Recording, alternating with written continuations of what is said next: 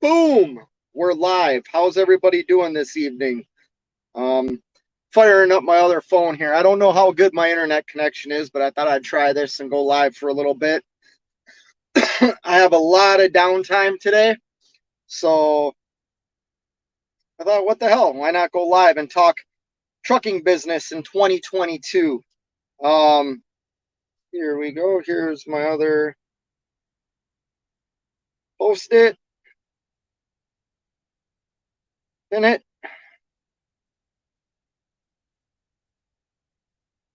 Okay, I just dropped the link if anybody wants to come in later. What's going on, man versus road? Don, first in the house. What's going on? I'm going to talk for a minute and then I'll read comments. All right. Hopefully you can see me all right. Hopefully my internet connection's okay. Um, I just was in a truck stop and I'm talking to another driver, and it really pissed me off. Um, and I'll explain why. I'll give you a little bit of a backstory. July 9th is my birthday. July 9th is going to be an anniversary for me as a truck driver. It will be my 23rd year as a truck driver. I've been in this industry 23 years. It certainly doesn't feel like that. I guess at times it's felt like I'm never getting off this ride. I'm always going to be behind the wheel of a truck. But let me tell you something. Trucking has provided my entire life for me. And I was just in a truck stop, and there was a guy in there just throwing a fit. And no matter how I tried to kind of steer the conversation, it was all about how trucking sucks. Trucking's a horrible career. Brokers are thieves. You know, the list goes on and on with the complaints he had. It turns out this guy is a new owner operator, or I don't want to upset people. He pays for a lot of things on his truck, but not everything. And he's new to the game. He told me he's been in it 13 months. Well, a lot's changed in that 13 months. And let me tell you, a lot has changed in 23 years. But trucking has always provided for me. And I don't like when people sit and bash a career that they voluntarily chose. Like, you voluntarily chose to go get a commercial license. You voluntarily chose to take a job. And then all you're going to do is sit there and complain about it. Don't try and work on like changing your methods. Don't work on trying to better your business. In my opinion, if that's you, and I know I'm going to piss people off, and I'm sorry, I'm not a big channel, so if I lose all my subscribers tonight, I don't care. Because you know what? If that's you, you don't belong in this anyways. And here's the thing. This guy was telling me that he was watching YouTube and all this, and he made a decision to basically lease a truck from a company. Lease purchase. He lease purchase guy. But here's the problem. And once again, I know I'm going to piss people off, and I'm not trying to. I'm trying to like convey the truth. You know what? I watch a lot of YouTube channels, and it's not all just trucking. Some channels have a few million subscribers, and truthfully, they're video games. So these content creators, or it's guys living in their vans or in their pickup trucks, these content creators have created something. And that's the same thing in this trucking, like YouTube channels. You know what I mean? They've created something, and good for them for doing that. However, if you're new to trucking and you're taking and only watching certain channels, you're going to get the wrong impression on what trucking is. You know what? We all work to get passive income, right? DIY Semi talks about it all the time. Do something once and continue to get paid for it. Well, you know what? And I mean no disrespect. So I really don't, I don't think the people that follow me will think I'm being disrespectful. But you know what? If you're a big YouTube channel and you have hundreds of thousands of subscribers and you've created videos that get thousands of views, that's residual income, right? You're making money off a video you might have done a year ago. That makes your trucking business and the decisions you do in trucking a whole lot easier than somebody like me, right? And I'm not hating on you for that. I want to be that. I'm not envious, but like I would love to do that. I would love for that to be my life. So I give you nothing but respect. I am not a hater. What I'm trying to convey is if you're new to trucking and you want to become an owner operator, understand what you're getting into. Take the steps, take the necessary steps in becoming an owner operator. Like I said, I've been in this industry 23 years. I've only been an owner operator 18 months. Now, some of you might look at that and think I'm an idiot. At days, I think I was an idiot for not taking this leap sooner. But let me share this with you. I've gotten divorced. Now, that wasn't because of trucking. It played a role, but it wasn't all because of trucking. We got married really young and we just grew apart, right? But I've also lost jobs in trucking. I've been in all different forms of driving different equipment around this country and around the Midwest. And you know what? Everything has its season. Now, I'm not quoting the Bible there because I don't know the Bible, right? But I know bits and pieces of it from when I was younger. And there's a time to seed, there's a time to plant, there's a time to harvest, there's times for everything. And you know what? If you're new to driving a commercial vehicle, maybe don't take the leap into like making yourself financially bankrupt. Do stuff the right way. Learn with a company for a while, right? Take your bumps, take your L's on somebody else's dime, because you'll go broke if you do it. Unless you just have a silver spoon or a gold fork and money's absolutely no object to you, then by all means do whatever you want to do. But understand that you're getting into an industry right now that's on a downturn. It was on an upturn that was historic. And now things that are in place, whether it's fuel, shop fees, equipment prices, you name it, all those things are at historic prices too. So now you have to battle that. And this guy was in this truck stop just, it pissed me off. Like, I'm a glasses half full kind of guy. I'm an optimist, right? I always try and find the positive in situations, even when situations suck. Part of that, this is dumb. I know I'm 42 years old and I'm talking about stuff from when I was in my early adulthood, 18, well, actually all the way from when I started playing hockey until I was 20 years old. I had to be an optimist because you know what? Sometimes we went up against teams that were just so far superior than us, but I couldn't believe we were going to lose. Like, what's the point of showing up if you know you're going to lose? So I had to think we had a chance to win. And you know what? Sometimes we won those games.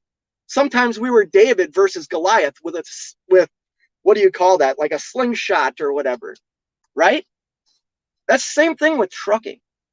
Now, the way I did it might not work for you, and I get that. You might not want to be a company guy forever.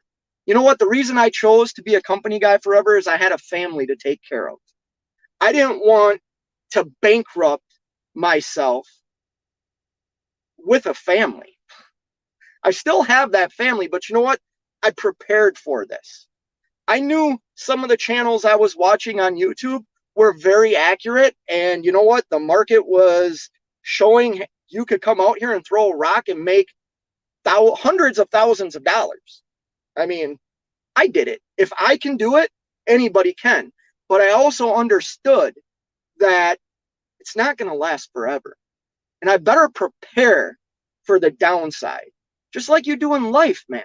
And this guy overextended himself to the point of where he's at today, where it's trucking's fault. It's trucking's fault. It's the broker's fault. It's the shipper's fault. It's the receiver's fault. You know what? That's bullshit. It's your fault. Have enough dignity to take a look in the mirror and know you made a mistake. Don't bash something that hundreds, millions of us rely on every day. There's millions of us truck drivers that probably support families, that probably take care of our everything that we need to take care of. We do as truck drivers, and there's millions of us. And you're going to say that this is a shitty industry and that there's no money? Well, man, I'm sorry. You're the one that needs to go kick rocks. And I'm not, like I said, I know people are going to get mad at me, and that's fine. And maybe if this is making sense to you, share this video out or give it a thumbs up, because it's the truth, right? Like, I don't mean to like bash big channels at all, because I'm striving to be that. But I look at, like, when I became an owner operator, some of the channels I watched, because I've been in the industry long enough, I knew, okay, it's not always going to be like this. And I also have been watching YouTube for a decade, so I know that people get money off of YouTube, right? So I don't need to be a rocket scientist to figure out, if I choose to take a load somewhere and then just deadhead, because that video of me deadheading home is going to make more money than the load, that's a no fucking brainer, man. Sorry for cursing. Of course I'm going to deadhead home. That makes sense. You know what I mean? Like,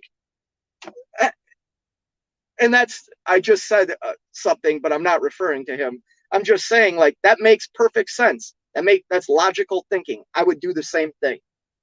But trucking in 2022, if you want to be an owner operator, know everything you're up against. Don't overpay for equipment. Don't think you need your, 5.5 mile a gallon truck. You don't. That's gonna break you. That's not a wise business decision. Don't financially invest everything you have into something that you really don't understand yet. And I'm only talking to somebody that's new, maybe fresh out of school, or has like 6 months of experience and wants to jump in and be an owner operator. I'm not saying you can't do it. And I'll be your biggest cheerleader if you choose to do it. I'm just trying to convey that it's not easy. It's sleepless nights. It's stress, especially in 2022. We all can talk big numbers, right? Like, we all can. I don't share much about numbers. I can tell you right now, I'm getting $4,600 to go from Minnesota to Pennsylvania. 1,000 miles. Do the math. This is a great rate on this load. Now, it's a weekend load, so yeah, there's multiple days involved in it. But you know what? Like, that's not all I can talk. I have to think about what's after that. Because this one good load might be backed up with something that's just crap. Or my truck might break down. So this one load's going to have to carry me a month. Because I've been in that situation before, where I get 3 loads done in a month, and then I'm broke down for 4 weeks. So those 3 loads are something I need to get paid for. And let's talk about getting your own authority. And this is something that I need to be really careful about talking about, because I've never done it. I'm just going to express my opinion right now, because I've entertained it.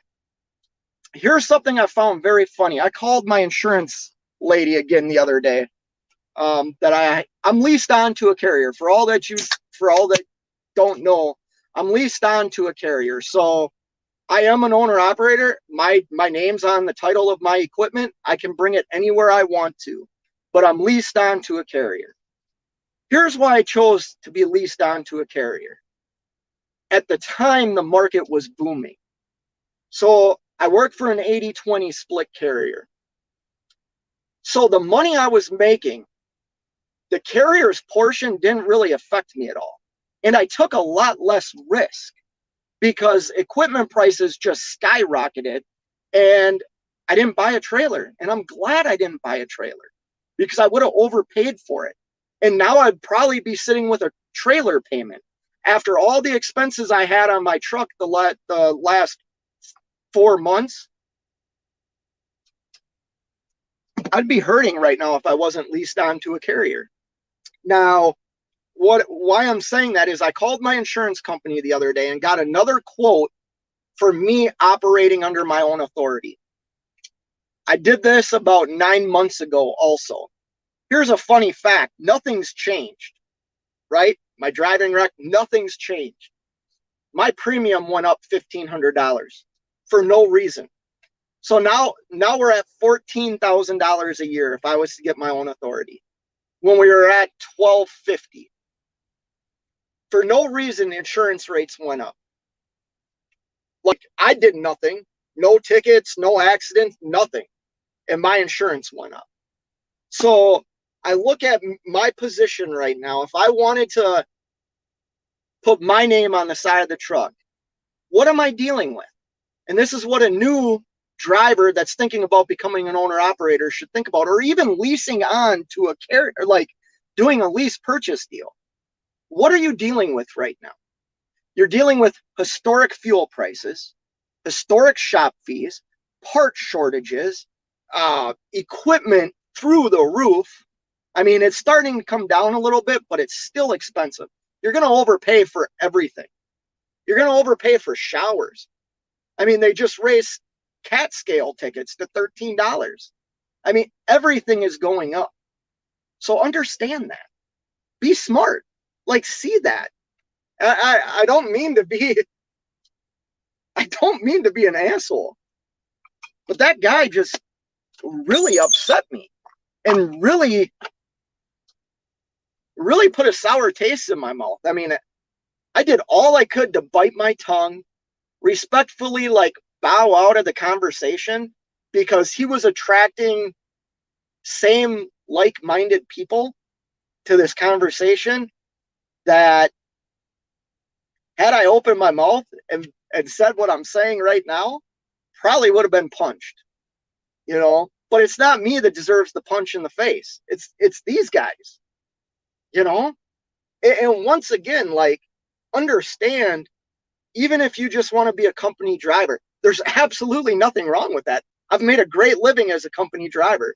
I chose to become an owner operator to say no. To say no. You know, I've seen comments on YouTube on videos about, I became an owner operator so I could stay home on days like this. And, you know, I'm happy for those guys and girls. But you know what? Some of the best money I've ever made, especially as a business, is working when the other guy doesn't want to, or doing the other thing the guy doesn't want to. You know, businesses do the same thing. Look at fireworks stores. They're not open all the time. Well, at least where I live, they're not open all the time. They're open for like 3 weeks out of the year, and they freaking kill it. And then they close down. Shop's still there. They're still paying for the land, the taxes. So they make enough money in 3 weeks or a month to support that business. You know what I mean? Like, I'm really upset because a new driver might be being taken advantage of by a company. So I understand the bitterness. But you know what? If you chose to become over the road, why are you complaining that, oh, you're out 3 weeks at a time? Well, didn't you ask that when you were interviewing how long they wanted you to stay out? Or, this company's forcing me to drive X amount of miles a month. Well, like, did you ask that? Well, I didn't know. Well, that's your fault. That's not the company's fault. You know what I mean? And then I heard today from, it's a big mega carrier. The first letter is P in the name. And this driver was talking about how wonderful he had it and this and that. And, you know, he was the one guy that was in this conversation that wasn't as negative as the other two. He wasn't as positive as me, but then I talked to him a little bit and I put myself in his shoes. He had nothing and now he has something. makes about $1,500 a week. I know I wouldn't do this with all the responsibility that he's carrying for $1,500 a week. I couldn't do it, and I wouldn't do it, and I get very frustrated when people attack an industry that I have been a part of my entire adult life. I have seen ups, I have seen downs, I have been laid off from, well, 2 companies, but one brought me back right away. I've been in all different parts of this industry: construction, equipment, dairy. Believe it or not, like, I was a dairy driver, and there's a dairy, like, I'm talking, I was a route delivery milkman, delivering dairy products to Walmart's, grocery stores. And believe it or not, there's even a slow season in that. You don't think of it, but there is, and we're almost coming up in, well, we are in it in Minnesota now because the weather's turned nice. And people are out of the house, they're up at their cabins. So they're not buying as much milk and as much eggs, you know what I mean? Because they're out of town, So everything has a season. Now I'm going to say real quick, can people give me a thumbs up? I know even if you don't like this and I'm rubbing your feathers the wrong way, I don't mean to be. Like, I'm passionate about this. This is my livelihood. And I made a decision 18 months ago to become an owner-operator and take on more responsibility. And I absolutely love it. Doesn't mean it's perfect.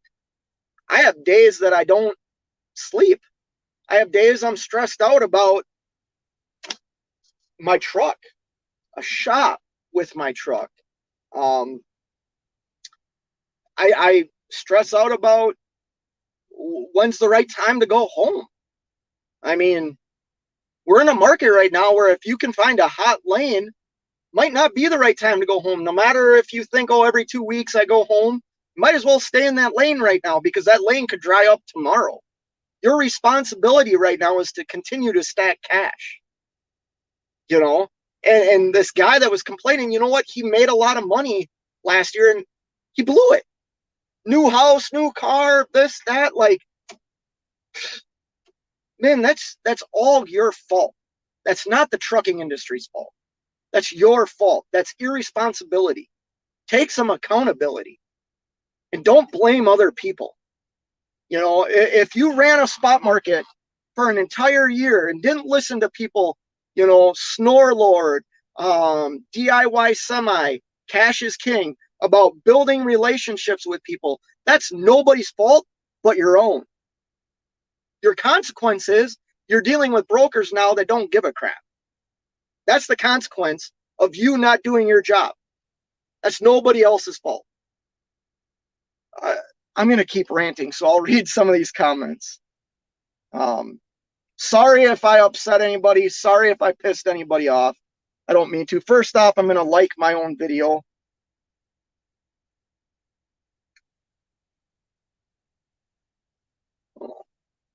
So, all right, let's see what we got here. Don's in the house. Man versus Rhodes in the house. Stewart's in the house. D Compton 88's in the house. Now, things are going good here. We're just hanging out. Like I said, this is a weekend load. I don't deliver until Monday. It's actually, I have 2 stops Monday and a stop on Tuesday. And then I got to figure out what to do from there. We've already kind of strategized. That's the other thing about being leased onto a carrier versus me doing this all on my own. I'm in a market where rates aren't great, right?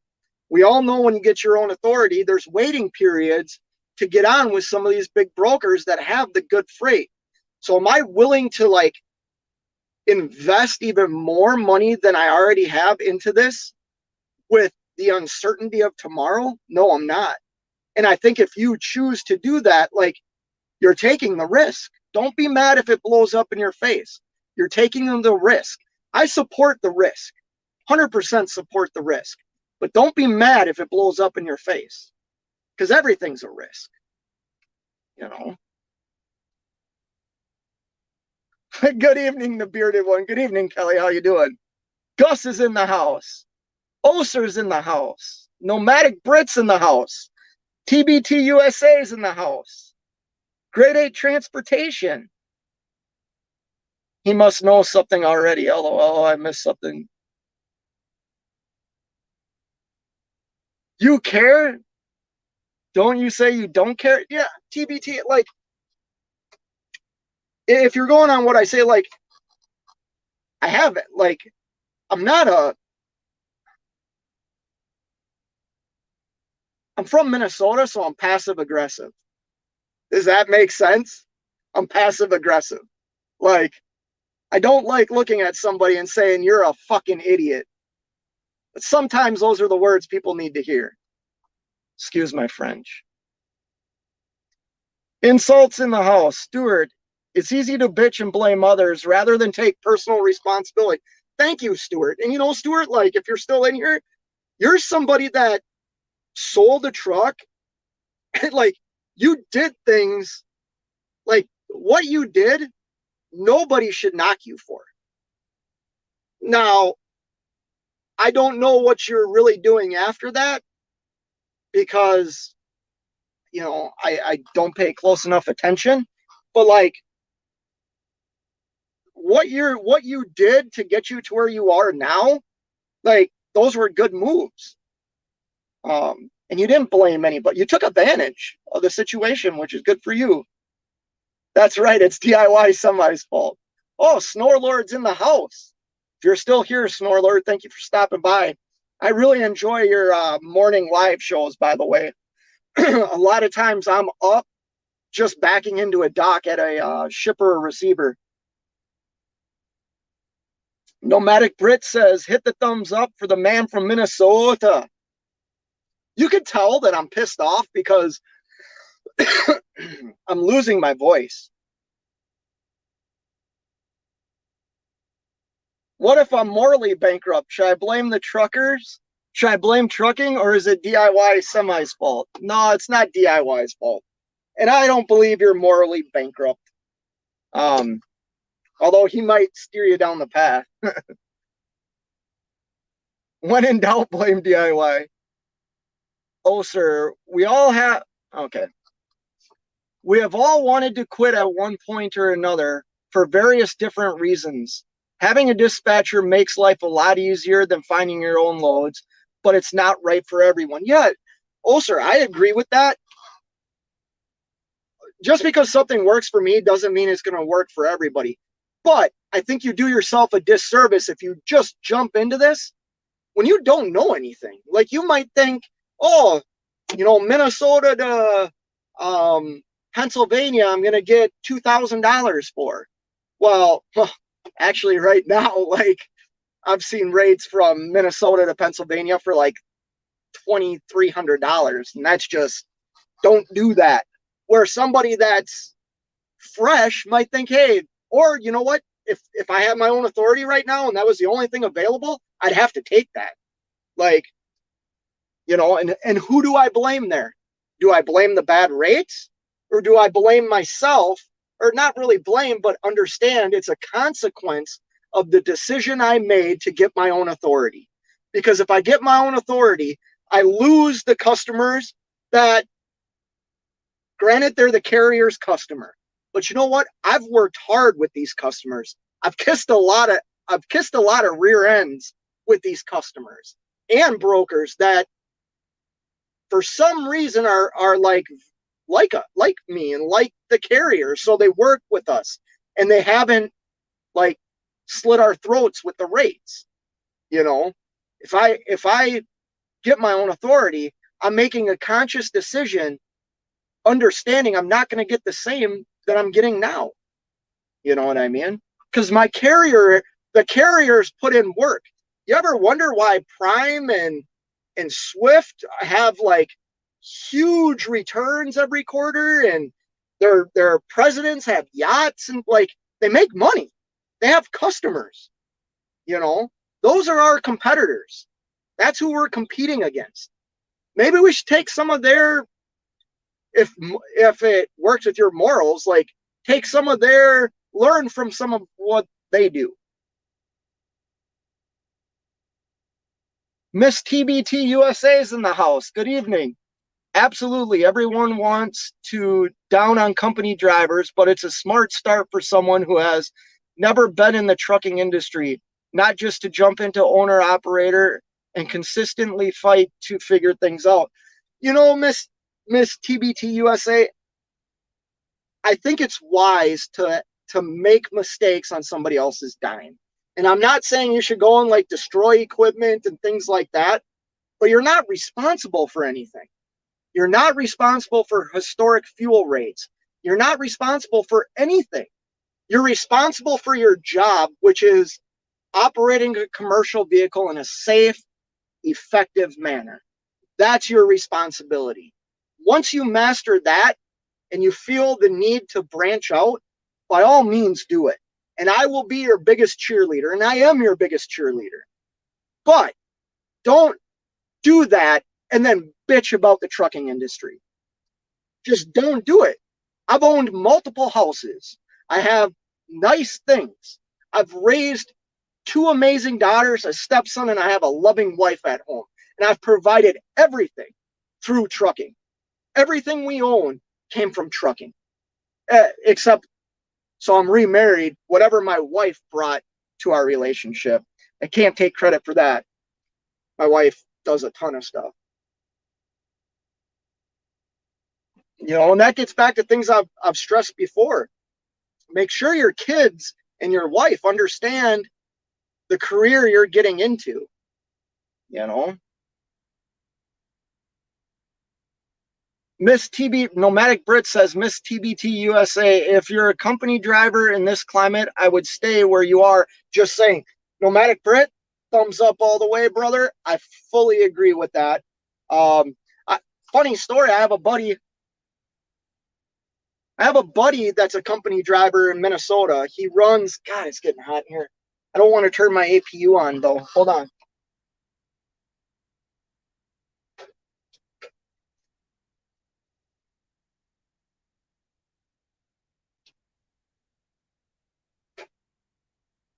Turn some fans over here. And, hey, you know what?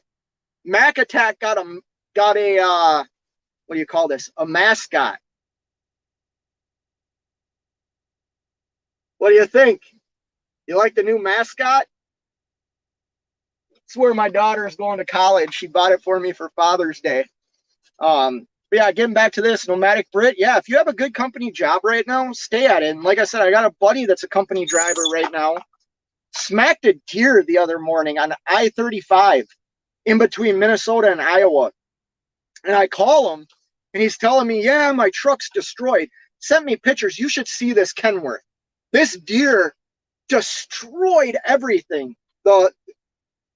Pushed in the light, destroyed the bumper, destroyed the hood. It rolled up and cracked the windshield. And my buddy just laughed about it. He's like, yeah, I'm just going to drop it off at Kenworth. Like, if that was me, I probably would be crying. I would still be crying, to be honest with you, because I know what that means. That means no revenue and a huge bill. Even if it's insurance, you're going to have to pay something. TBT USA says, I don't want to see your pom-poms, bait, but you can be a cheerleader if you want it. Yeah, I don't have pom-poms. I'm just saying, like I said before, when I talked about bigger channels, and I'm not just talking trucking, but I think it's kind of like I said, I watch gaming channels or I watch fishing channels, right? We all know I like to fish. Do I think I could create content the way some of these channels do? Hell no. They have created something that is just good. And I can't do that. Same with like my trucking YouTube channel. I can't create the content like Nevada, and I'm only going to say Nevada or Nomadic Brit. I don't want to say a bunch of Cash is King. These are people that I know, so I'm saying their names. DIY Semi. I don't have their ability to create the content in the same manner that they do. So I don't hate on big channels, but I wish people would understand when they watch these and you hear about people slamming brokers, slamming shippers, like that's not good business practice. And understand that they're like kind of okay to do that because the video of them complaining about something is generating them money still today, even if it happened a year ago. I don't hate them for it. I just wish the inexperienced people watching it would understand what they're seeing.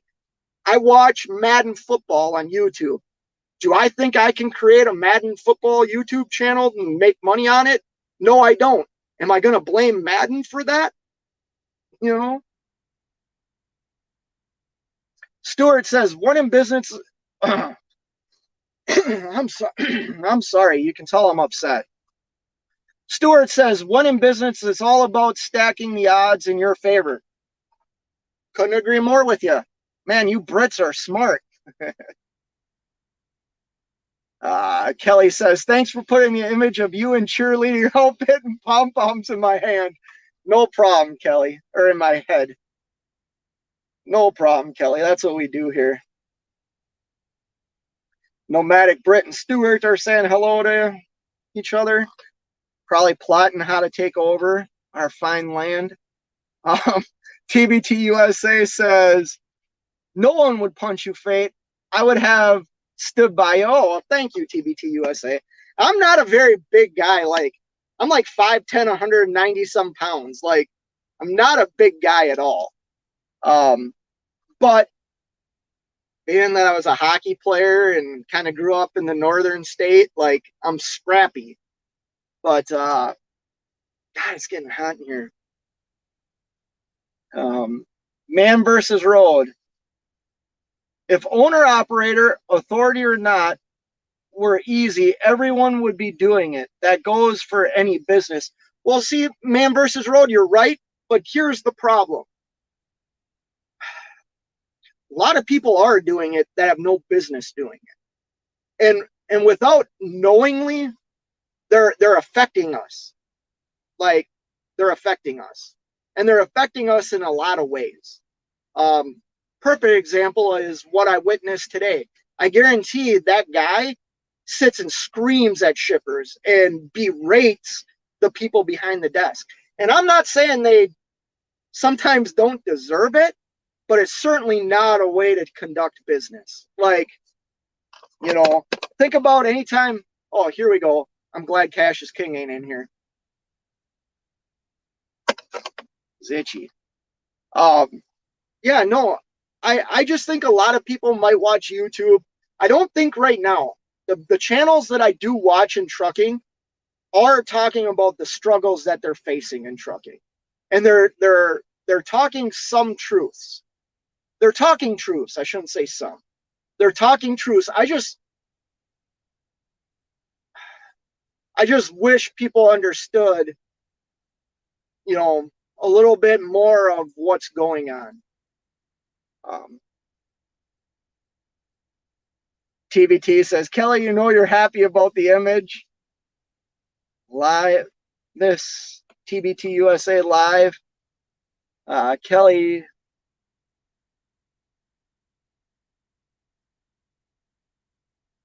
I'm gonna skip that. My goodness. I just lost all these comments. Sorry, guys. Hold on. Okay, well, we'll start here. Well, if that's $1,500 a week take home after all expenses and taxes, that's not bad.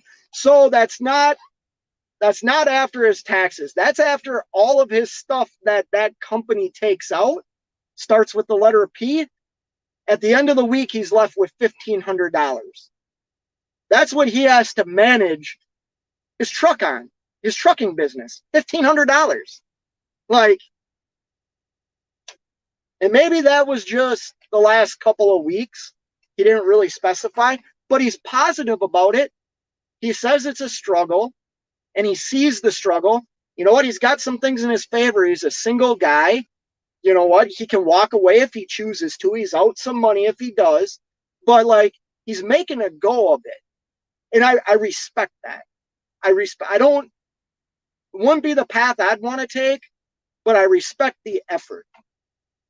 Um, and once again, it also goes into like how much do you need to bring home? If you have a wife or a husband that's at home, your significant others at home, and they make a good living, and trucking is a career for you, but you don't need to like bring home a whole bunch, you know, well, then you can operate differently than somebody like me. Oh, I hit that. Sorry. Grade 8 Transportation says, I'm not upset. You just reinforced why I rarely talk to other drivers. Yeah, that's the problem out here. Because here's the thing. I learn from other drivers, you know.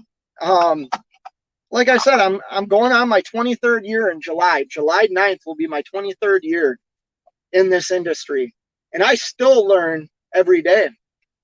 I don't pretend to know everything, you know. If you haven't already, hit the thumbs up for me. Don says, I've been in the industry for 8 years as a company guy, thinking about making the leap, but haven't yet. Well, Don, if you're still in here, if you're enjoying your company, right? I'll tell you the way I did it is I saved my money. I stacked money. I did not overspend on a truck. Once again, that's what YouTube did for me. So I know I'm bashing stuff on YouTube right now, but you know what? YouTube led me to where I am right now. I started reaching out to people that had trucking YouTube channels. Cash is King was the first guy. And then it led to me being introduced to DIY Semi that led me to where I am now. Because the truck I almost purchased, even though I've had problems this year with this truck, I guarantee you I probably would have failed already had I bought the truck I was going to buy. I had set myself up to spend X amount of dollars, right? Like I saved for 5 years. I worked on my credit. I did everything the right way, and it's still a struggle. Like, but if you're happy, Don, maybe wait 6 months, see what the next 6 months brings. Otherwise, you know, go into it knowing what you're going into, which I'm sure you do. If you've been in the industry 8 years, you see what's going on. Hot Seat's in the house. Well, welcome, Hot Seat. Gus FC says, I think you're right on. Well, I hope so, Gus. I'm not trying to piss people off. Steve's in the house. I see you there, Steve. Jerome Jones, big money. At a family event, just stopping by. Well, you're probably out of here already, but thanks for stopping in here, Jerome. Appreciate it. Hot Seat, Minnesota Nice is kind of an art form. It is, but like I said, it's just passive aggressiveness. But like I said, I'm also an optimist. Like, I know things will get better. They have to. And I talk to people that tell me, you know, different than what I believe. But here's the thing. I don't block out what they say. If somebody's saying something that you don't agree with, sometimes listen to what they're saying, pick it apart, but then like put your spin on it. Now, like what I you might say I'm contradicting myself on what I witnessed tonight. That's not what I witnessed tonight. I witnessed a guy trashing an industry that it's due to his inept attitude and his inability to be a responsible adult and handle problems the right way. That's why he's in the position he's in. It's nobody's fault. It's his fault.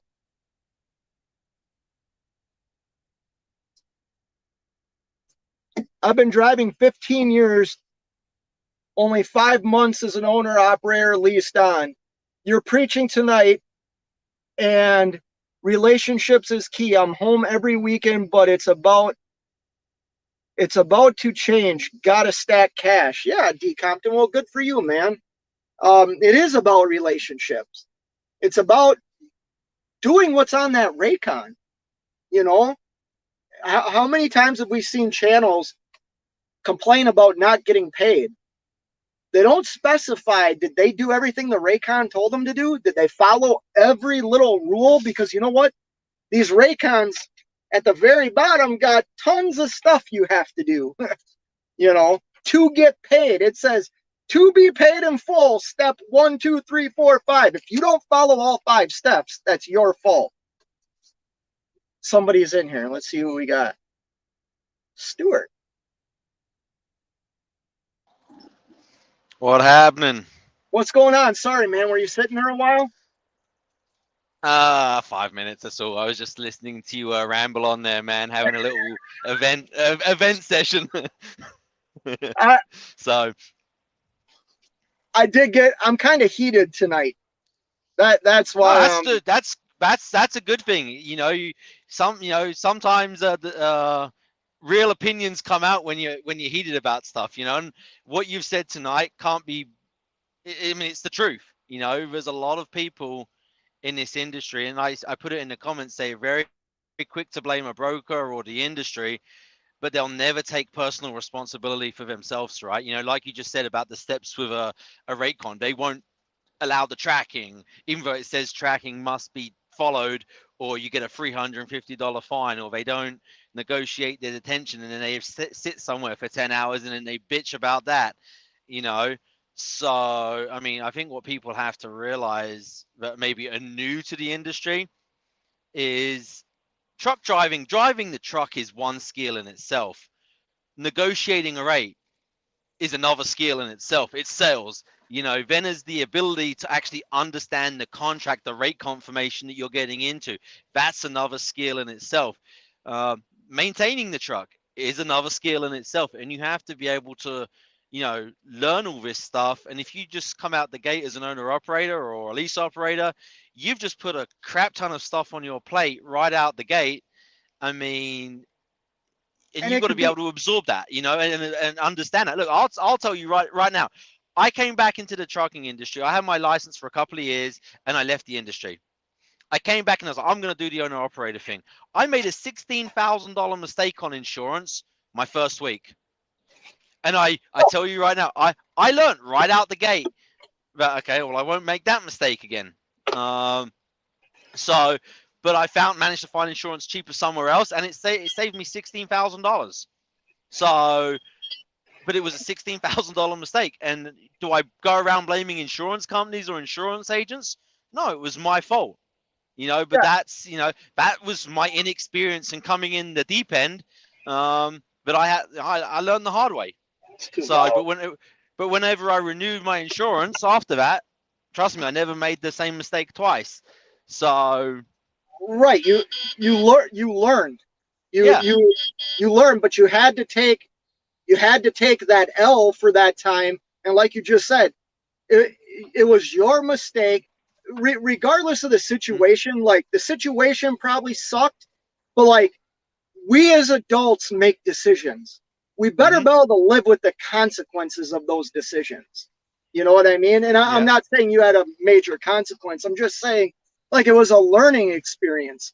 And I think a lot of YouTube right now, well, not right now, but I just think people continue to get the wrong impression of what this really is. You know what I mean? And how can I say this? However you go about it might be right for you, right? Like, how people do things might be right for you. But please understand, the number one responsibility as a new truck driver isn't to create YouTube content. It isn't to, like, grow your own clothing line. It's to learn how to drive a truck so you don't kill me, so I can get home to my family. That's your number one freaking responsibility. Yeah, and then learn the trade. And then grow from there. But the problem with that, right, and this is where this gets very sensitive for some people, the trucking industry has become an unskilled trade.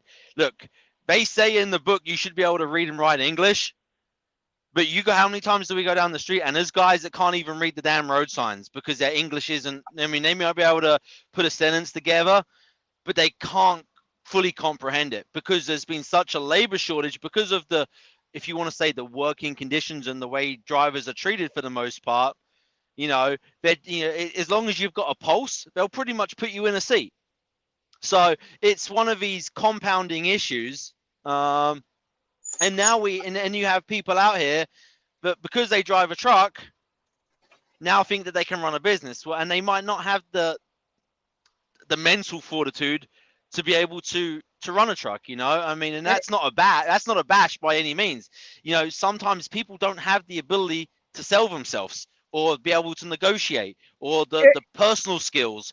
You know, they might just be a really good driver and can back up with their eyes closed, you know. I mean, there's a place for people like, you know, for that type of person, you know.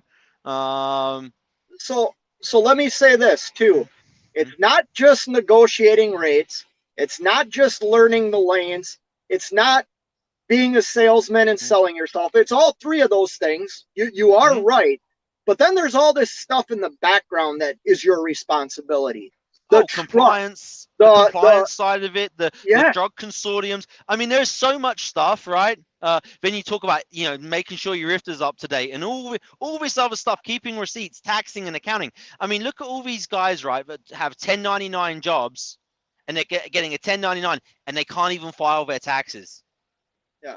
The one responsibility you have as an American citizen to pay your taxes, and you get a 1099 job and you can't even pay your taxes. Yeah, that's another. But you want to be an owner operator and you want to take all of the other burdens on, right? It doesn't make sense. No, that kind of brings me back to being leased onto a carrier and how much. Now, like I said, I'm not saying being leased onto a carrier or operating your own authority. That is solely a personal decision on what you want to do with your trucking business, right? I'll say for me, being leased on for these 18 months, I don't understand why my camera is doing this. For 18 months, there's things that I have learned now that if I chose to go and get my own authority, I would be more compliant by being leased on to a carrier right now that takes care of IFTA. But if you show, hey, I want to learn how to do this, they show you how to do it. You know what I mean? Like, there's so much behind the scenes work that even somebody like me that doesn't have my own authority has to do. I have to keep records of all my maintenance, everything. Like, I have to turn that stuff into my carrier so they stay compliant with the FMCSA rules as a carrier. So there's a lot more than just driving to a shipper, receiver, making a delivery or picking up a delivery. There's, I mean, I don't know about you, man. I've had sleepless nights. I've wondered, like, and maybe we're in different spots now because you were able to sell your truck at like the best time ever to sell your truck. But this is the thing though, right? Before I got that truck, I had an old Cascadia, and it nearly bankrupted me. I mean, sleepless nights. I mean, you look at your bank account depleting, and you throwing your last bit of chunk of change down to get out of that truck and get into something which is going to be reliable. I mean, trust me, I've had sleepless nights. I mean, I've been there. But that's this is one of these, you know, this is one of these conversations where people have to understand, right? Making changes in the industry isn't necessarily a bad thing, right? You know, you can come in and out, you could be leased onto a carrier, you can go and get your authority, maybe take a step back. You know, I've done it all. You know, there's nothing wrong with that. To figure out what's your level of capability. You know, what are you comfortable with? And the other thing also, markets are constantly changing, right? I've openly said I'm looking at buying another truck. I'm not doing it right now. I've had my eye on one truck in particular that just recently in the last 4 weeks came down $10,000 because the markets are changing. And people have said, well, you should just buy another truck. Well, yeah, but now because I've waited 4 weeks, it's now $10,000 cheaper. Well, what happens if I wait another 8 weeks? Like, I might lose that deal. But if it comes down another $20,000, I've just saved myself $30,000 in 6 months if I pull the trigger. You see what I'm saying? And that's business, right? You know, you got to be able to step back and say, hey, look, is this right now? Can you analyze and have a what's the word? Not not bipartisan isn't the word, but can you have an independent 30,000-foot view and say, hey, this is what is going on. What's So best to happen? What's my best decision to make? This is my ability. This is what I have.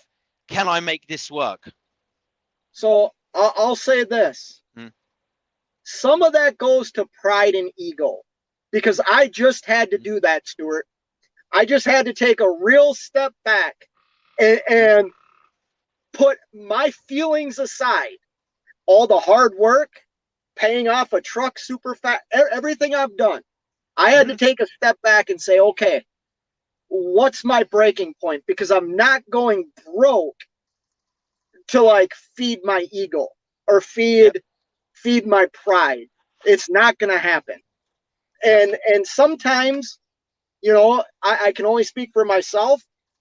That my pride and ego sometimes gets in the way. So you're right. You have to learn how to manage your own pride and ego within your own little business. Tommy Unfiltered stopped by. Hey Tommy, how you doing, man? Hope you That's got your that. truck fixed. And that's a big issue in the industry across the board. And why do I say that? Right?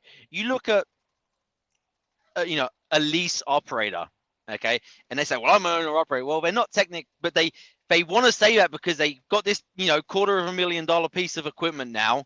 You know what I'm saying? Look, yeah, you've made steps in the right direction, but they talk it up like they've got their authority and stuff like that because their ego's getting in the way.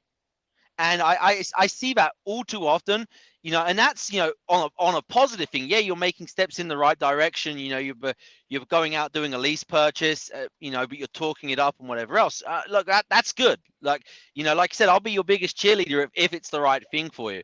But on the backside of that, when stuff is tough and you've got to make the tough decisions, what happens then? Do Right. we let our ego get in the way then? And there's too many times. Look, I've taken heat because of what I've done. I mean, I've taken heat I for it, know. and I people know. think I'm crazy. But you know what? I'm paying my bills still. I've still got an income coming in, and I'm sitting patiently watching what the market's doing, and I will strike when the iron's right. When that iron's nice and hot, and there's a good deal that falls on my lap. Part of business sometimes is being patient, and not, getting that instant gratification and really setting myself up when the markets change, when the truck prices change, and really, set myself up to where it's impossible to fail, you know? Um, and Here's that's, here's the thing, and I know you've taken heat, and I don't want to talk about like I don't want to talk about that. no, no, no. I I don't really don't want to. I was just using it as an Yeah, example of, and I'm not saying it's justified though either. You understand what I'm saying? Like Yep. I'm not saying it's justified by saying I don't want to like talk about it. It's just it's a topic that I don't know enough about to have a civil like or to have a any type of rebuttal or anything, you know. But but you're right. Like your mind, you're waiting to see what a market does and strategizing and taking advantage of a market. Mm-hmm. That's what all businesses do. We're Yep. not any different. And I am tired of how do I say this? I'm tired of hearing what I heard tonight because I hear it all over YouTube. Yep. Um, Based on because this person watched so and so that that's what they expect all the time. And the reality is, if you haven't done your homework and you are not mindful of the situation you're getting into, you should just pump the brakes and stay where you are. Because not only are you going to hurt me, you're going to hurt the other people that are out here. You're in the end, you're going to hurt yourself. And that's where that ego and pride come in. Like, I'm man enough to say if I have another $25,000-$30,000 breakdown in the next 6 months, I'm out. Like I'm going to take a Mm-hmm. step back. I'll go get my old job back for a while because I'm not going to lose everything that I've gained just to say, I got a truck that's got my name on the title. Like, I, I think that's foolish, in my opinion. Yeah. Um, you know, No, I and agree. I agree 100% with what you're saying. You know, and it's and what was that? when you Are you, relate it back to the YouTube thing, you know, people have to understand. People make that person makes that decision based on their situation. You know, and you might not know the whole situation, what happens from the YouTube side, and the income there. And so you have to make the decision on your situation, not on other people's situation. You know, it has to be your situation. If that, you know, let's just take home time, for example. If you've got a wife and 2 young kids, you might need to be home more. Now, if you're single and you don't have any commitments at home, now you might be better off to take an over the road job, you know, and it's that type of decision is going to be different for each person's situation. Now, if you have a spouse that has good health insurance versus, you know, you don't have anyone that you can have health insurance on and be on their policy, you know, maybe the company you look for, you need something that has really good health insurance. And each situation has to be is unique to your personal situation, and you can't say, well, so and so did this, that's going to be a good fit for me, because that's not necessarily the truth. And for that person on whatever platform it is to say, you know, yeah, that's going to be good for you without knowing all the information, that's not right either. You know, it does go both ways. But I once again, mean, it comes back to personal responsibility to a level. You know, you can't. You know, there is a level of responsibility on each individual person, right? right, fully agree with that. Mm. And I guess what I was getting at, like, if I look at where we're currently in 2022, if I was in this position, or let's jump back 18 months. Mm-hmm. So let's say now I wanted to be an owner operator. I understand that right now probably isn't the right time. So I would pump the brakes on that goal or that dream. If I had my company job making $70,000 a year, $75,000 a year, I don't, I don't think I would jump into this. I think I would have Mm-hmm. somebody like a DIY say, hey, right now is maybe not the right time, and be okay with that. And if Tommy's still in here, he was kind of talking about some stuff on his live channel today about people asking for advice. Here's the thing: you never want a yes man. Like, you don't want a yes man in your corner. Somebody that's always telling you to do it, go for it, this and that. Like, you want some encouragement, but you also need to have people in your corner that say the things you don't want to hear, that might stop you from making the biggest mistake of your life. And you know what? Trucking can be that in many, even if you're a company guy. If you have a wife, like you said, a wife and kids at home, and you just decide you want to be an over the road truck driver, that could carry some severe consequences. You know what I mean? You need Mm-hmm. to,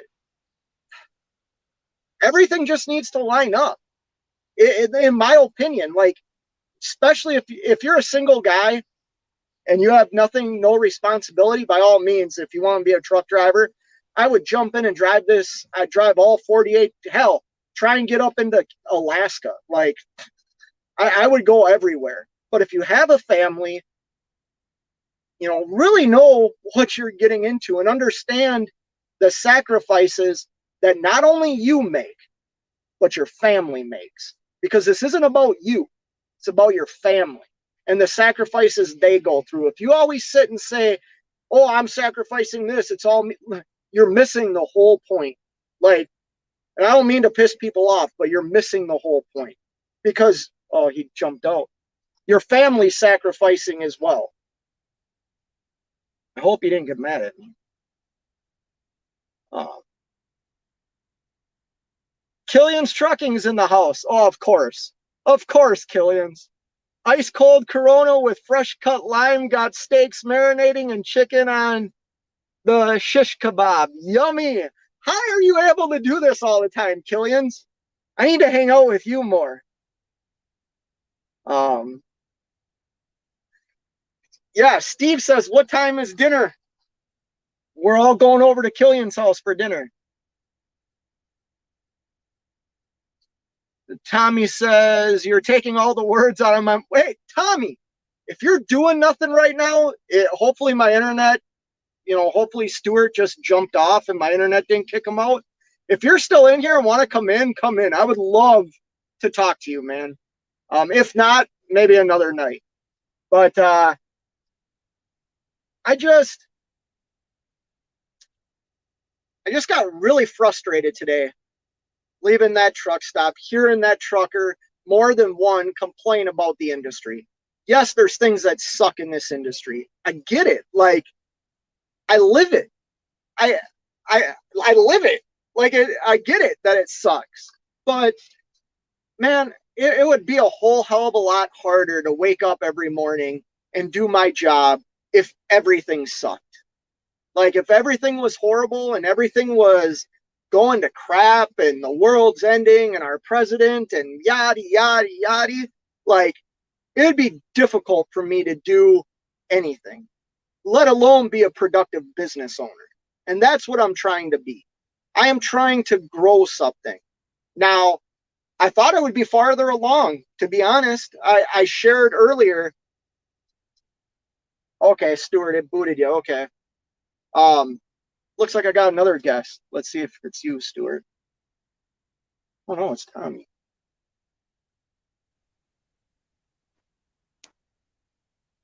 Good evening. What's up? How are you doing, man? How's my lighting? Where's my camera? I got you. Can you hear me, though? I can hear you. All right, what's up, brother? What's going on? So, Stuart got bounced, so if my internet kicks you out, I'm sorry. All right.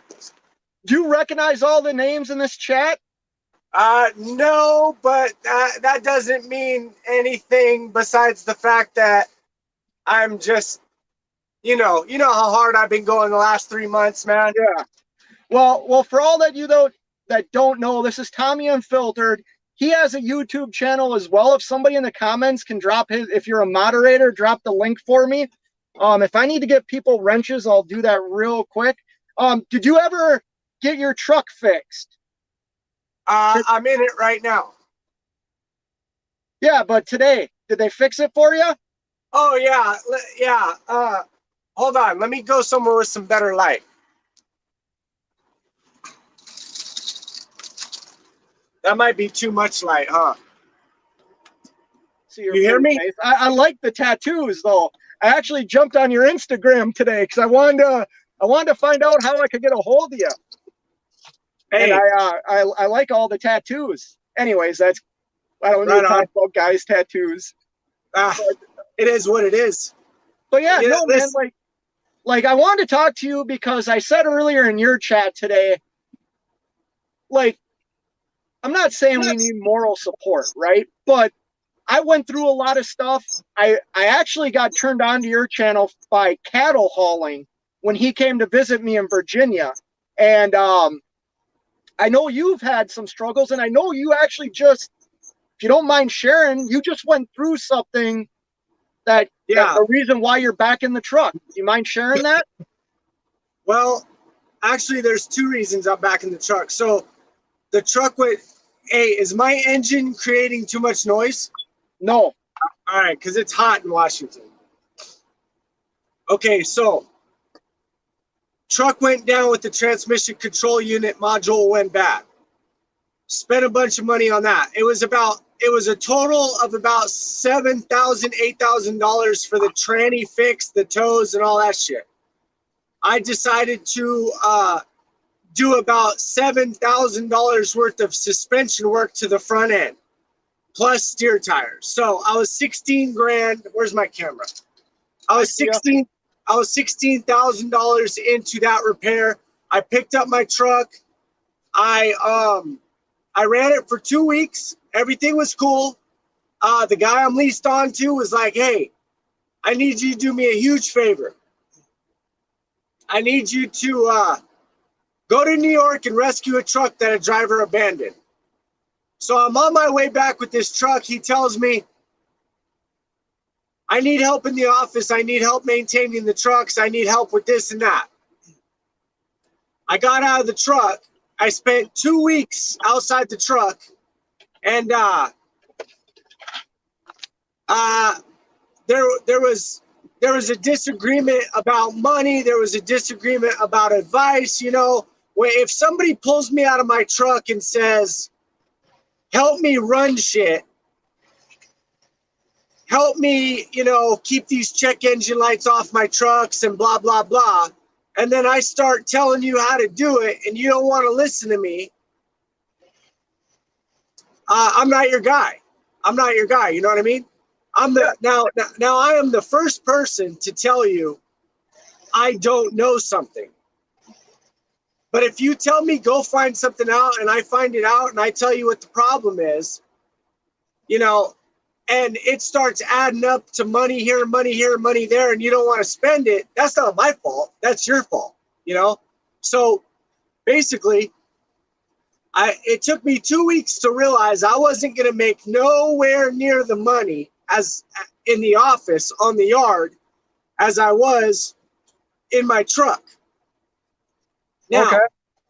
as a side note to that, I went in with somebody and bought 8 pallets from liquidation.com. So I got a shitload of tools and vacuums and table saws that I need to sell. So bringing me out of the truck and setting me up with a place in Vegas set into motion a chain of events that led to the pallet business. And all this stuff happened really fast. So I just stopped one day and said, hold up. The plans that were made to get me out of the truck are not the plans that are being followed. And I've been roped into a couple things a lot over the last 5 years where the business plan that was laid out 6 months later turned out not to be the business plan. Now, don't get me wrong. I understand you have to pivot, right? Yep. You have to pivot in business. And understand this. I'm not going to up and say, stop, no more. I'm getting back in my truck unless something went completely off the rails, right? So to make a long story short, I'm running this truck for pretty much just a week. As a matter of fact, if you don't mind me saying on your stream, it's going to be up for sale next week. Okay. If I can't lease on to a dirt hauler in Las Vegas next week that I'm talking to, if I can't pull dirt for 1 or 2 companies that I'm talking to right now, if the financials don't make sense to stay in Vegas, I'm selling the truck. I was already burnt out on the trucking industry before I was yanked out of my truck for 2 weeks, and I was put behind on my money for 2 weeks. See, that's tough. That's what people need to hear. And you shared this on your live stream, how when you sold your trailer, you were kind of like that trailer was going to generate monthly costs for you while you weren't making any money, correct? The flatbed? Yeah, didn't it need I thought you said something about a truck or a trailer payment.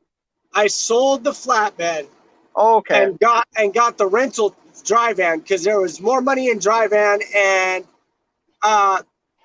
in the Western 11, it's not a great flatbed market. It never has been, never will be. And then I hurt my back last year, and I didn't want to play around with another surgery, so I stopped flatbedding because of that. Okay. So I got a rental trailer. I got a dry van, and but it's not really mine. It's the carrier's. So as soon as I decide to sell this truck, they can have their trailer. But without saying too much, I mean, this is mostly on me. I've been trying to get out of this truck for 6 months anyway. When I bought this truck, I didn't want to buy it. But I wasn't in a position to quit trucking 7 or 8 months ago. Right. So then I ran this for what, 7 months? I had the big breakdown on the 6-month mark. I'm just basically burnt out on the industry already. And I know a lot of people are going to laugh at me. It's only been 2.5 years. I've been an owner op for 7 months. But it doesn't take me 5 years to realize that I detest something. And I love moving the truck. I love having a skill that people need. But I don't like all the piss all over the ground at the truck stops. I don't like all the fucking rude truckers. I don't like the rude four-wheelers. I don't like the 90% of the brokers are trash. Especially a guy that's doing burpees on the concrete at the truck stop. I can see why you don't like the piss. No, like, and who cares if people laugh at you? Like, it's good that you know now versus, and I mean no disrespect by this, but I think you said you paid, a reasonable amount for the truck you're in. Imagine if you would have chose to stay in it and bought a $200,000 truck and then realized this is not what I want. That's what I'm talking about. That's what people are doing right now. And they're pissed off about it. Yeah. They're just like you. You have grown in your 2 years of trucking to realize, hey, it's not really what I want to do. At least how you're doing it isn't how you want to do. And you're not blaming anybody. Your exact words were, I detest this. I don't want to do it. Like, nobody can laugh at that. We should applaud that. Like, no. I mean, I hope they can laugh at me when I say I'm burnt out on trucking because I haven't been doing it. You have done it though. Well, yeah. I don't care if you did it for 6 months. I honestly, like, I used to work for a company that I hauled drywall and structural steel. We had to carry the shit. I used to be freaking ripped, right? And we would have guys that would come in for like 6 hours, go to lunch, and never come back. Yeah. Like, it wasn't for them. I get that. And what I was getting at is, at least you know now before. I mean, it could get a lot worse. You could invest. You could invest everything that stops you from being able to buy the pallets. And I know you do other stuff. You work on like you do a lot of stuff. I'm trying to limit it now. I'm trying to, there's only 2 things that I'm going to be doing in the Vegas Valley over the next year. I'm going to sell pallets and I'm going to haul junk with my trailer and my truck. I'm going to do junk removal. If I was in what do you call it? The South Valley of Vegas? What's it called? The Vegas Valley. The Vegas Valley? The metro area. Okay. It would be cocaine and hookers for me. If I was doing 2 things, cocaine and hookers. Hey, I'm sorry. If my wife's watching this, I'm sorry. I was joking. Hey, unfortunately, I've already used up all my fucking get out of free jail cards with that stuff, so I can't do that again. No, I see a lot of similarities. Hey, can you see the chat? I can. I can't. Should I be able to? No. Okay, go ahead. Unless you had another phone, you could watch it on. Oh yeah, I do. On the thing. If you have another phone, go to YouTube. You can see it. Okay. I haven't. That makes sense. I should have thought of that. I haven't been reading all of them. You know what? I don't know. Like, Cash is king. He can read most all the comments. I'm not good at reading all the comments, man. I only had I had 13, 14 people in that chat this morning, and I had only 3 or 4 people commenting, and I was like, Yeah. TBT USA says business decisions are just that. Sometimes they're good, sometimes are poor. Just have to roll with it and make better decisions when you can. You know what, TBT? If everybody took that stance, and like a lot of people in this chat, which makes me think we have a lot of, like, I've said this before about my small channel, the community is very knowledgeable. The community is very smart. If we all had that mentality, we wouldn't hear these arguments in these truck stops. We wouldn't be blaming other people for like our misfortune or something that doesn't go the way we want it to go. We wouldn't blame other people. We would accept it as, it's part of the business. It's freaking trucking. Like, I watch channels that people leave after 2 hours of waiting to get loaded or loaded. Good luck ever hauling for that broker again. Like, good luck. Read your Raycon. Like, unless you have that signed in the Raycon, they expect you to haul that load and you've signed a contract. Like, or they didn't really leave. Yeah. They just made it look like they did. Okay, yeah. See? You're smart. Right? You're smart. It's all for the clicks, baby.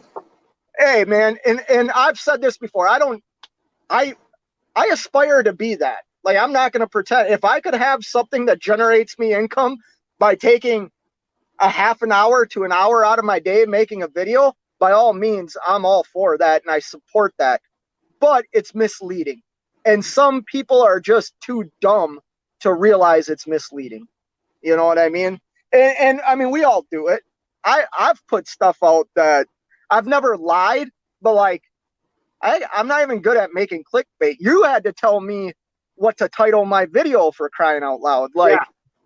And it's not clickbait. It's just what I was referring to was just put something in the title that somebody might search for. But as long as what you put in the title is actually in the video, you know? Right. So it is, you know, it's like if I have a terrible experience at the Costco warehouse yesterday morning, instead of, you know, titling it worst day of trucking, I would literally call it Costco distribution delivery, you know, because just put that keyword in there, something that might come up in the algorithm. Yeah, no, that makes sense. I'm still learning this.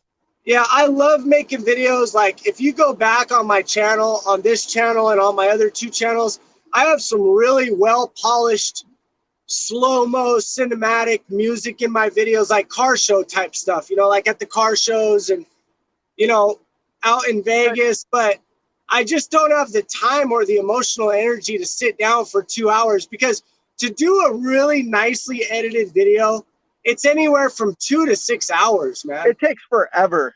Yeah, I got some.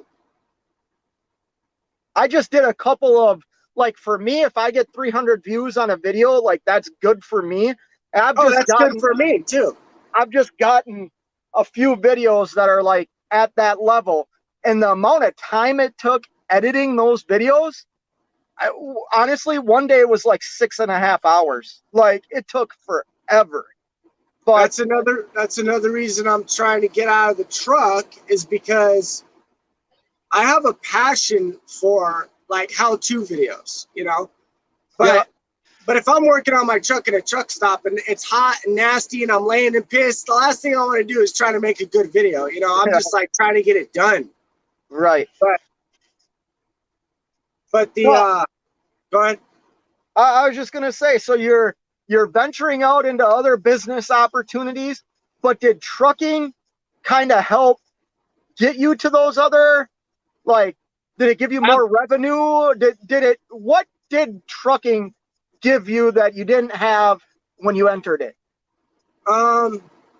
If anything. Yes, it did give me a lot of money, but I also spent a shitload of money, so I really didn't get ahead. But that's not trucking's fault. That's my fault because of what I did for my first 6 months of running in this truck. It's my fault. Now that 10 months that I ran for my carrier as a company driver, I made some really good money. I paid off pretty much all my debt, and that's what allowed me to buy my truck and trailer to begin with.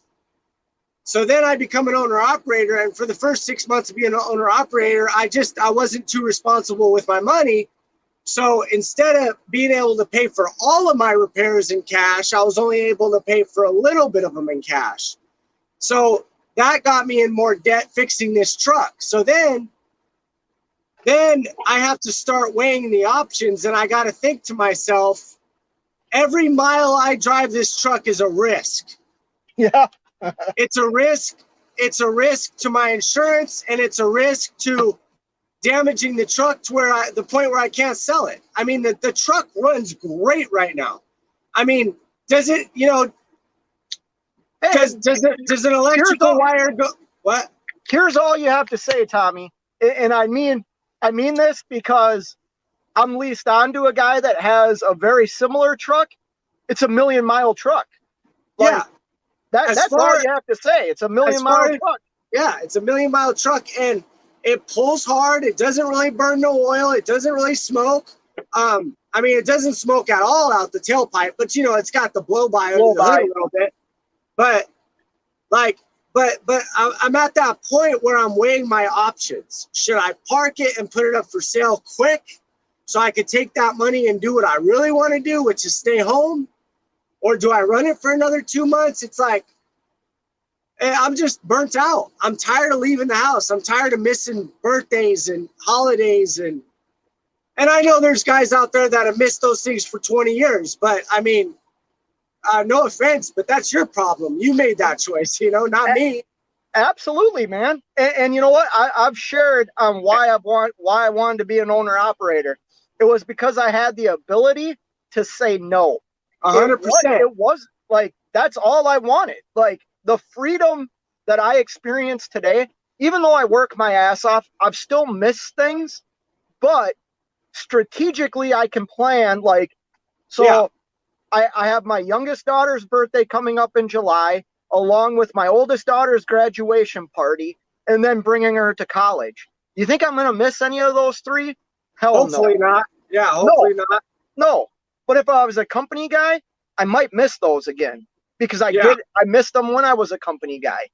But yeah, no, I'm glad you said at least trucking gave you something because, like I said before, trucking's given me.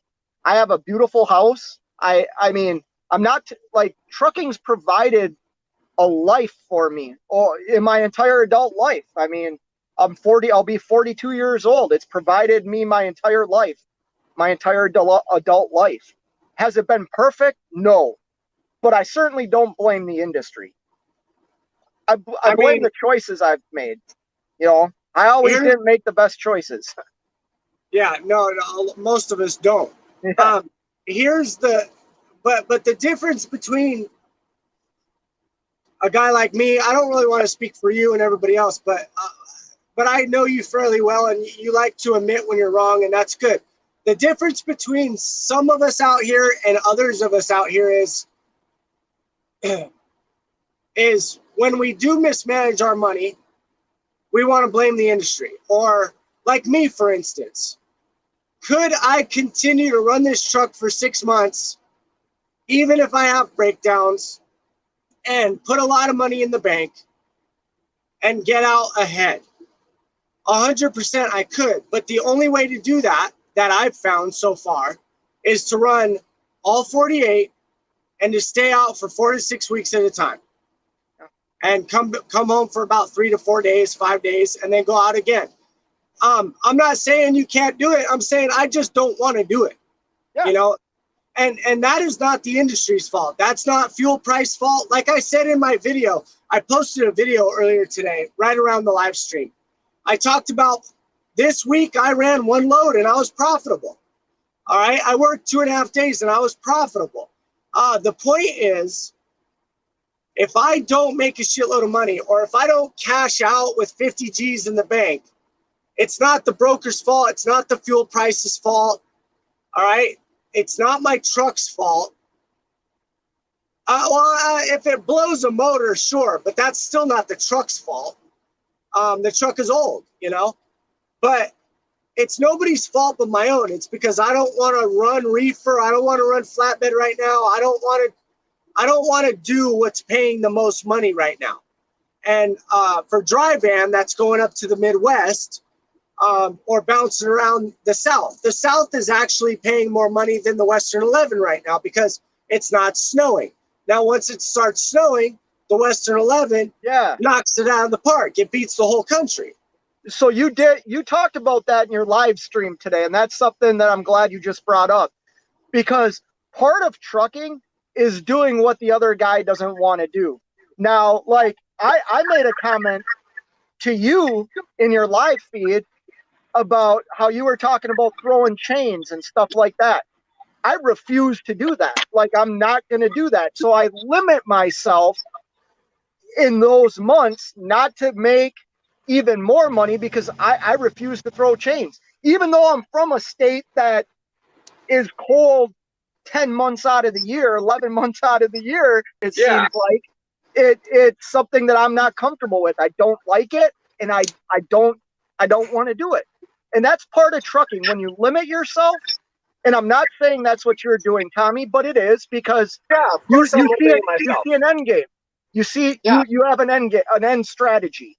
When you limit yourself in this industry, you really are then 100% at the hands of whatever somebody's willing to pay you. If you're not willing to stretch out, that's nobody's fault. Like that, Okay. like me.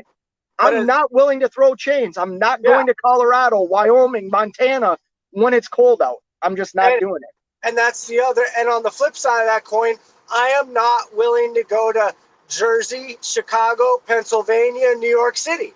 I will not do it. So, but as long as you understand what is really limiting your income, then you are an adult and you are mature. You know, these guys that talk about there ain't no money in trucking and there ain't no money in owning a 1,000,000-mile truck, or you're not going to make money with an international pro star.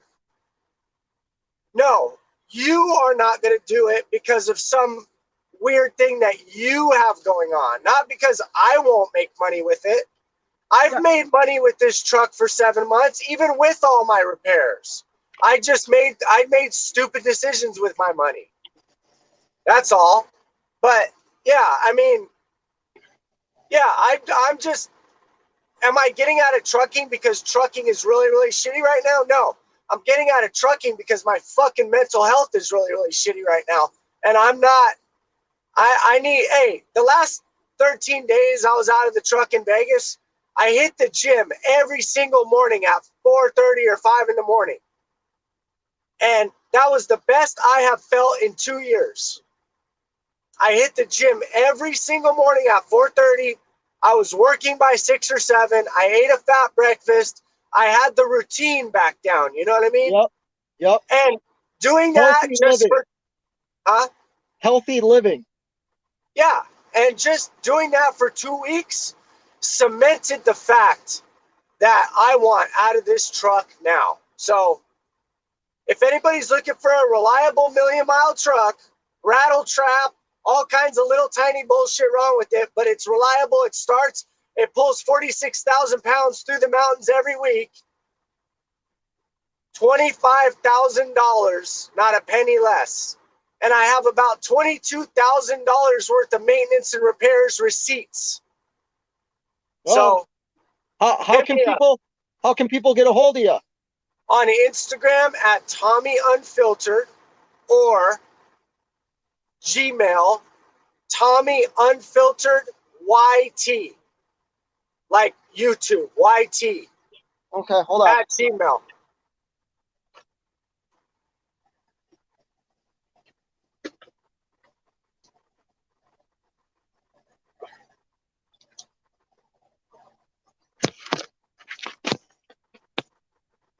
I just want to write that down. Anyways. YT@gmail.com. Yes, sir. Shoot me your number while you're on there. Yeah, I will. Later.